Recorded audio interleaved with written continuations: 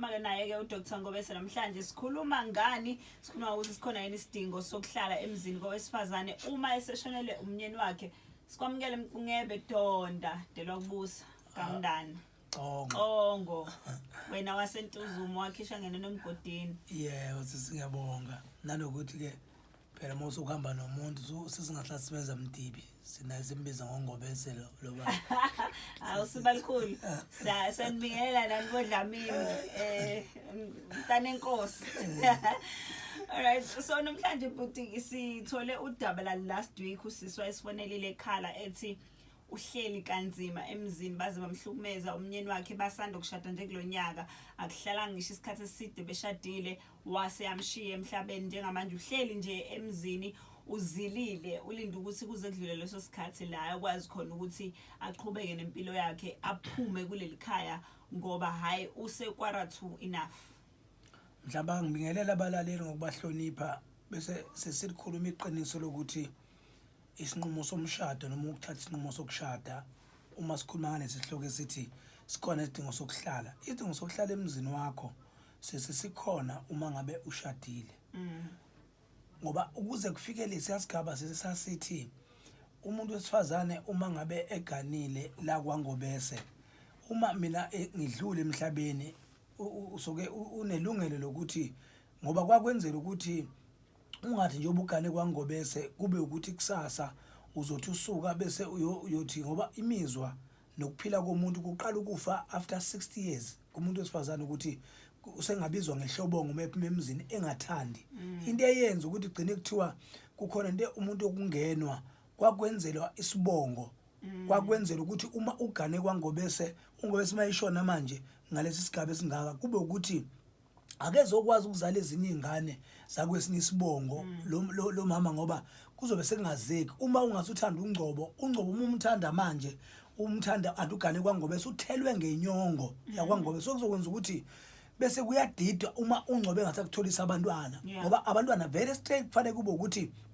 abalapha wena oshadele khona sokuzokwenza ingane noma ikhula into zazo zingakhona ukulunga zingahlangana kube ngathi akusakwazi ukuthi kube kahle yonke into yikho kwakwenza ukuthi kube ukuthi uma kodwa umuntu ethelwe ngenyongo yabona umuntu ethelwe ngenyongo ngoba inyongo awuyithelwa kabili inyongo uyithelwa kanye ngaphandle ke uma sikhona usiko oluthi uma umuntu eke wagana wathelwa ngenyongo kwaNgobese uma uNgobese eshona suzokwazi ukuthi uma uzolotsholela kwaNgobese ngoba inyongo ayicimi inyongo isuka izokushintsha isibongo sokuthi wena usesiyo wakini usungakwaNgobese straight usuzela abantwana bala so ke isigaba sokuthi kuyenze kube nebhadi lokugana emzini onabantu abakuthanda ukukhuluma bese kukwenza noma wawuthatha isinqumo sokuthi ngifuna ukuhlala la bese kuba ukuthi uzohlukumezeka kodwa umyeni wakhe owayethanda engazange akwazi ukuhlukumeza Okay but angibuze la mhlawumbe inhloso ukuthi umuntu mase esehanjela umnyeni wakhe asithi bese nomuzi wethu bese kuthiwa ngibuye ngize ekhaya ngizohlala la ikhona into enjalo noma abanye bazenzela izinto zabo nje ezihlukile uthi wabuya uze emzini kuthiwa ngibuye ngize emzini ngizohlala la angithi ngizozila yes angithi umuntu uma ngabe ebubumganile sisi uma ukuzila kusho kumhlonipha umyeni wakho kusho ukuthi ukhombisa uthando ukuthi lo muntu bengimthanda kangakanani ngoba ukushonelwa umyeni namhlanje kuphela 3 months usubonakala usuhamba nenye indoda so lokho kusho ukuthi ubuvele kahle kahle wena unayo umunye umuntu ubuthandana naye lo muntu ekhona so awunabhlungu okuzwayo ukuthi kuthiwa unyaka kusho ngoba vele kufanele kuphelisise ukuthi kwakukhona umuntu kwenziwe indlela yokuthi uyagezwa kwenziwa ihlambo lakho umuntu bakwenziwa ihlambo kuyedlulwa kulezo zinto zemsebenzi engakudinga ukuthi ugcine ubizwe ekhaya ngoba uma uzobizwa ekhaya kuthiwa wozokwenza kusezokwenza umsebenzi kababa wala ekhaya noma kamyeni wakho wena usuphumile waze kwanezinto zenza kungasese so sekusho ukuthi usuze lamla ekhaya lo muntu awumhloniphanga yikho ukukhale ukuthi woza ubese ekhaya kanti into ebuyihluphe sisile ukuthi uma uzoganana nomuntu nivumelana ukuthi shadane ugcina uhlale kubo kwakhe ngoba elokufa litsheli kungcono ukuthi banizokuxoxa ukuthi ubeke namandla nje ukuthi yakho umuzi wakho ukhipha unkosikazi wakho abesemzini wakhe la ezohlala khona libe likhona ikini lazo ukuthi banizohlangana abafowenu nihlangane la khona kodwa umuzi unkosikazi wakho nabantwana abakufanele ube khona ngoba wenzela ipeace kumfazi wakho mawushona ngoba kuhlale kuzoba khona ukukhuluma sihlale kuzoba khona ukuthi indoda yakho mabisebenza inezinto baqala lapha abantu bomndeni ukuvuka bethi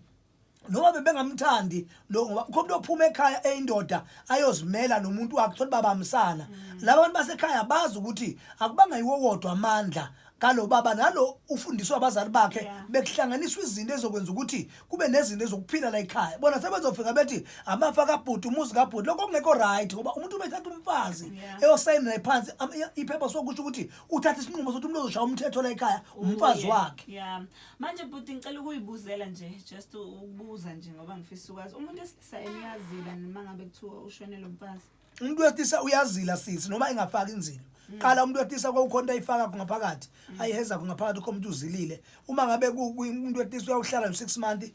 engazokwazi ukuphithizela enza izinto zakhe ngoba usuke ezela unkosikazi wakhe owayemthanda engabe luvanzi lokwenza izinto ezingekho right ngoba usuke eshonele unkosikazi wakhe until now indoda izihlanjwe ngoba nendoda iyahlanjwa mayidlwele umfazi hayi ukuthi kugezwa umama yedwa indoda ukuthi umehluko izila ngokuthi iyazi ukuthi ngidlulelwe. Alright, ngifisa masibuya nje sithintele lidaba ukuthi iningi labantu manje basazili lo nyaka lo obukhuluma ngawo ngabe kuba namiphi imthelela lokho ngisho ukuyigqoka nje inzila abaningi abasayigqoka sizothinta lapho ke mase sibuya mangabe khona imibuzo nayo ngasithinta lapho 0659337172 0659337172 kodwa manje we worship you from Dietrich Harden and the Voices of Unity.